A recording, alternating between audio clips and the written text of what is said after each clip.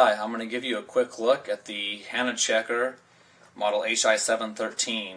It's a low-range phosphate checker, and it's going to include one AAA battery, a few reagent packets, as well as 2 test tubes that are marked at 10 milliliters for your water. The instructions are fairly simple, but there's a limited time to perform the steps before the checker automatically shuts off. It may take a few tries to get it down smoothly, and you're probably going to burn up a few of these reagent packets.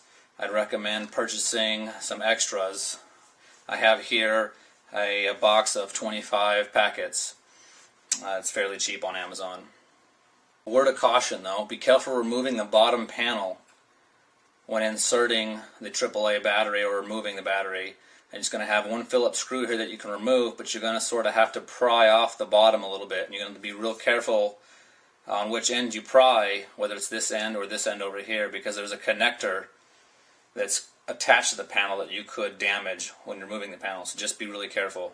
The testing is simple. You'll test the tank water, and then you'll add the reagent and continue testing. What you're going to do is just simply fill up the test tube here to the 10 milliliter line with your water.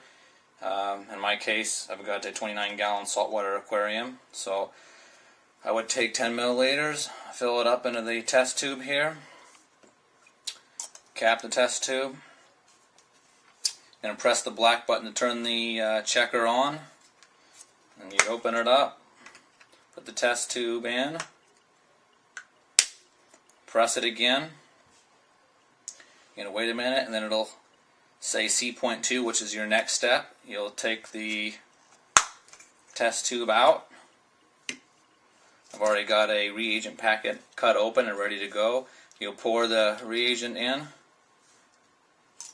put the cap back on, make sure you wipe your fingerprints off. Instructions recommend using a lint-free cloth. You're going to shake it up. I believe you have 1.5 minutes until the phosphate checker automatically shuts off, so you've got to keep it under that. It also recommends shaking it until it's dissolved as possible within the 1.5 minutes. I usually take about 1 minute and 15 seconds. Once you're done shaking it up, you can go ahead and reinsert it.